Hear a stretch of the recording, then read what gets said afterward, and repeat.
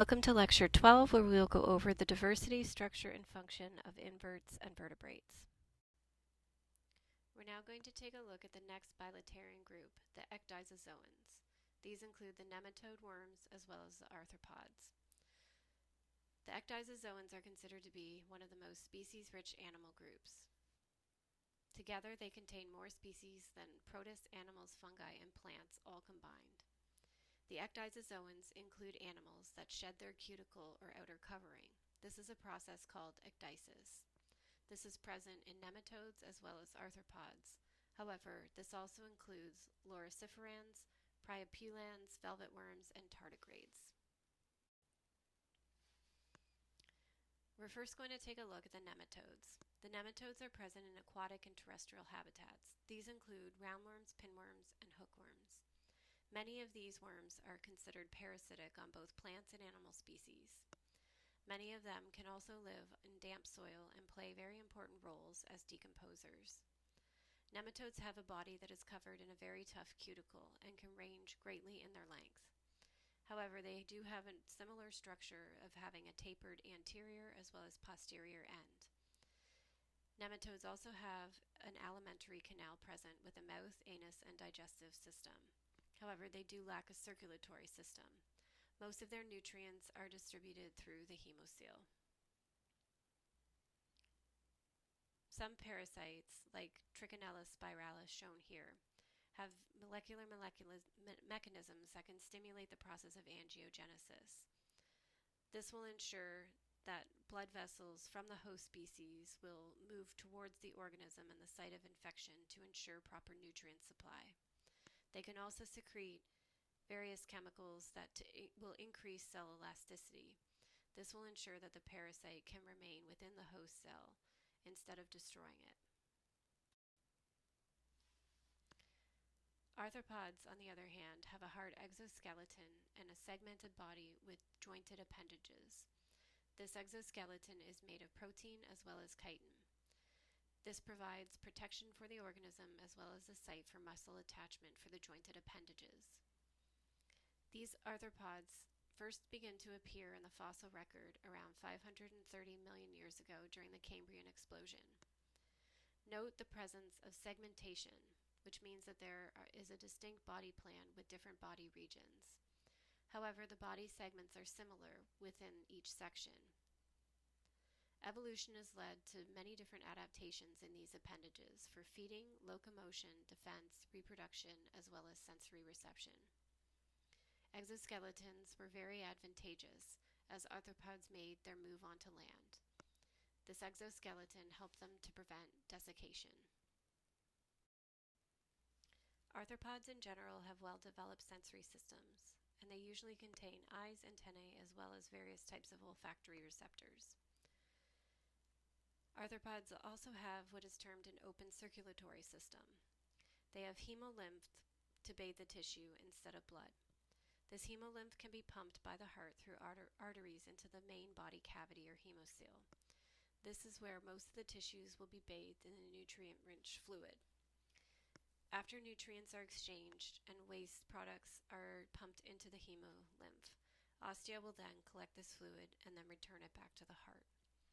Gas exchange is usually carried out by specialized organs, as we can see in the diagrams below. Adult dragonflies, for instance, have spiracles on their thoracic region. These spiracles can open and close to allow for air and oxygen to come in and also to eliminate carbon dioxide from the body. However, during the larval stage, the dragonfly larvae are considered aquatic. During this stage, they have gill-like structures for respiratory purposes. Note the overall segmentation as well as specialization that is present in the typical arthropod body plan. We will use the crayfish as an example. Note that there are three distinct regions: the head region, thorax region, and abdomen. The head is typically where most of the sensory organs are present. The thorax contains the jointed appendages and is mainly for locomotion, and the abdomen contains the tail and also the genital region for reproductive purposes. However, the abdomen can also be specialized for locomotion or for respiration, as we can see in the diagram here. The abdomen in this case will have swimming appendages. However, these swimmerets are also important in both reproduction as well as respiration. The arthropods consist of three major lineages: the chelicerates, which include the sea spiders, horseshoe crabs, scorpions, ticks, mites, and spiders; the myriapods, that include the centipedes and millipedes; and the pancrustaceans, that include lobsters, shrimp, barnacles, crustaceans, as well as some insects. The chelicerates are named due to the presence of well-developed chelicerae. These form pinchers or fangs, which are typical in spiders. Chelicerates in general lack antennae and have simple eyes. They usually have many simple eyes.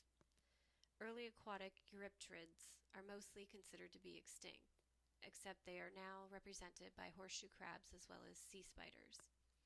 Modern-day chelicerates are now represented primarily by the arachnids. These include the spiders, mites, ticks, and scorpions. In general, the arachnids have 6 pairs of appendages. These include the chelicerae or fangs, the pedipalps, which are modified for sensory, feeding, defense, or reproduction, as well as 4 distinct pairs of walking legs. Spiders, for instance, may even have book lungs for respiratory purposes. These book lungs are important in increasing the surface area for gas exchange between the air and the hemolymph.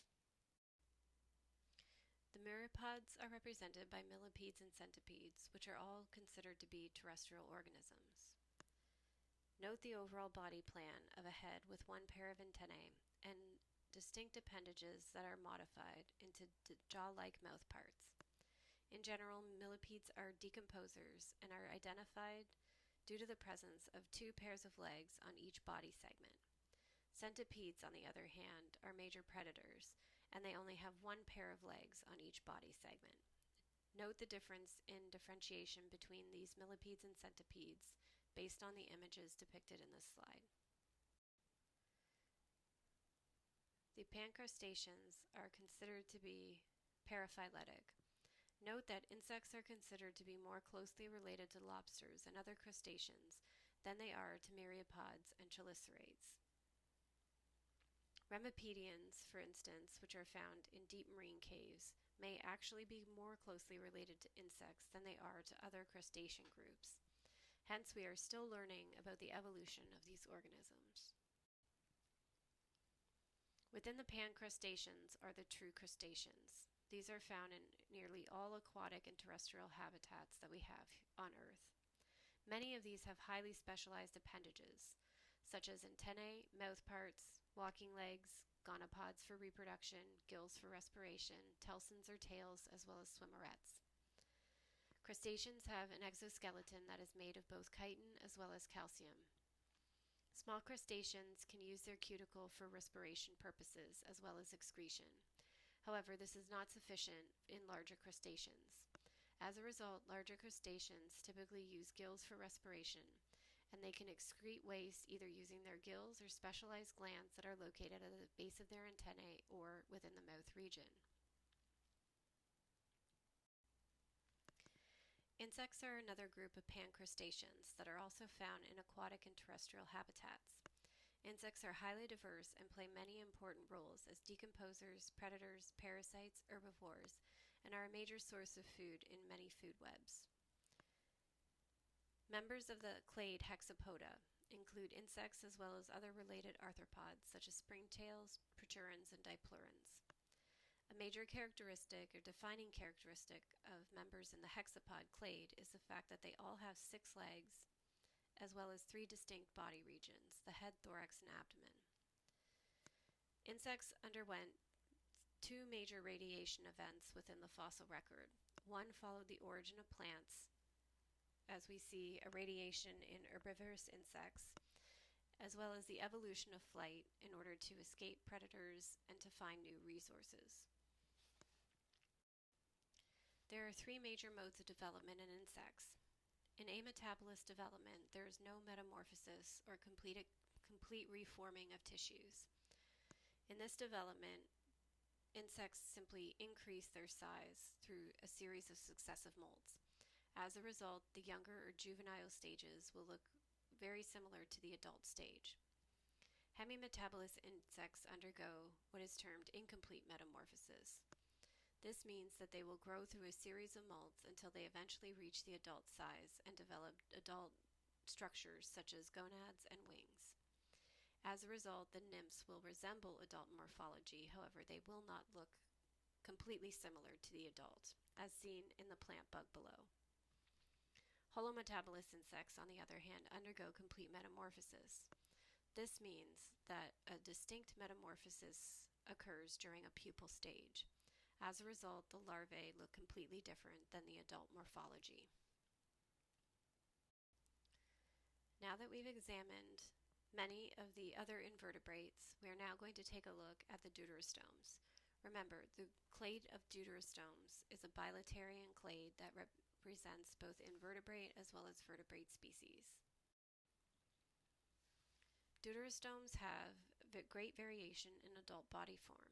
However, many of these groups will share commonalities that can be seen by examining their embryonic development.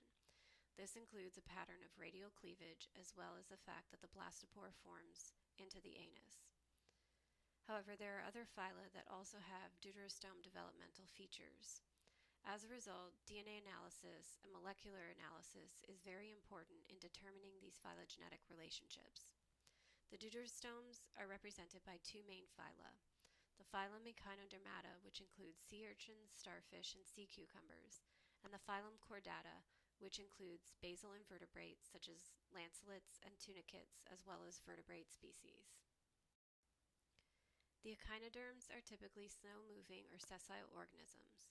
They have an internal skeleton that is comprised of calcium plates, and they also possess a true body cavity or coelom. Adults may appear radially symmetrical, however, they are not considered to be truly radial. This is because the larval stage is actually bilaterally symmetric. Most adults have 5 spokes instead of 6, and in addition, the opening to the vascular system is typically offset and not centrally located. The echinoderms include 5 major clades: the Asteroidea, Ophiuroidea, Echinoidea, Crinoidea, and Holothuroidea. This diagram represents the overall body plan of a typical starfish. Echinoderms in general have a water vascular system that contains a series of canals that can branch into the tube feet. This is important in allowing for locomotion as well as feeding. Water will enter and exit through the pore, which is called the madreporite. Water can then enter into the ring canal and then extend into the radial canals that enter into each arm.